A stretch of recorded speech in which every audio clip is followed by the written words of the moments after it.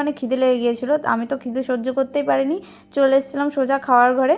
দেওরকে ভাত দিয়ে দিয়েছিলাম আর আমিও ভাত খেয়ে নিয়েছিলাম। আর সকালবেলা করেছিলাম আলু সেদ্ধ।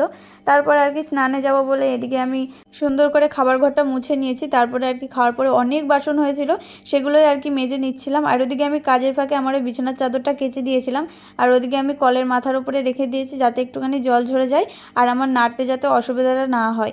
আর মিস্ত্রিরা কয়দিন কাজ করাতে বাড়িতে চারিদিকে এত পরিমাণে বালি বালি হয়ে গেছে, মানে কোনো দিকে পা দেওয়া যাচ্ছে না।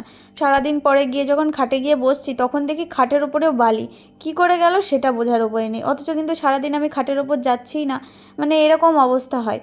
তারপরে আমার বাসনগুলো ধোয়া হয়ে গিয়েছিলো আর চলে এসেছিলাম আমি সেই বিছানার চাদরটা নিয়ে আর এদিকে নেড়ে দিতে। আর আমাদের বাড়িতে জানো তো জল হয়ে চারিদিকে মানে অনেক কিছু অগোছালো হয়ে গেছে, সবই আস্তে আস্তে গোছাতে হবে। আর এদিকে দেখো সিঁড়ির ঘরটার এগুলো সবই কমপ্লিট, এখন এখানে জল বাঁধাতে হবে। আর এদিকে দেখি কখন জিমি ওর মধ্যে গিয়ে পটি করে রেখেছে, মানে জিমি পটি করে আর কি আমাদের রান্নাঘরটা উদ্বোধন করে দিয়েছে। তো কী আর করা যাবে, সেই পটিটা পরিষ্কার করে আমি এখন এখানে জল বাঁধিয়ে দিলাম। তারপরে এখন যাব আর কি স্নানে। আর এদিকে আমার স্নানও কমপ্লিট হয়ে গিয়েছে, স্নান কমপ্লিট করে চলে এসেছি সোজা স্কিন কেয়ার করতে আগে, কারণ এতটা পরিমাণে স্নানের পরে স্কিনে টান পড়ে আর কি সহ্য করা যায় না, মুখটা কেমন একটা বিরক্তি লাগে।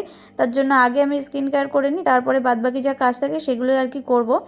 এই তোমার এখন স্কিন কেয়ার করে তারপরে যাব আর কি পুজো দিতে। তার আগে এদিকে দেখো আমি একটুখানি বডি অয়েল মেখে নিচ্ছিলাম। আর এই বডি অয়েলটা যেন তোমার শ্বশুরমশাই কিনে দিয়েছে আমাকে। শীতকাল আসলেই বাবা একটা করে আমাকে বডি অয়েল কিনে দেয়, কিচ্ছু যদি নাও কিনে দেয়। আর এখন যেহেতু শীতকাল আর কি সময়ের সাথে তো একদমই পেরে ওঠা যায় না, দেখতে দেখতে আমার এইসব কাজ কমপ্লিট করতে স্নান কমপ্লিট করতে দেখলাম প্রায় 12:30 বেজে গেছে। এখনও আমাকে দুপুরে রান্না করতে হবে। তো আর গল্প করব না, তো চলো তোমাদের এই ভিডিওটা কেমন লাগলো অবশ্যই আমাকে কমেন্টে জানিও।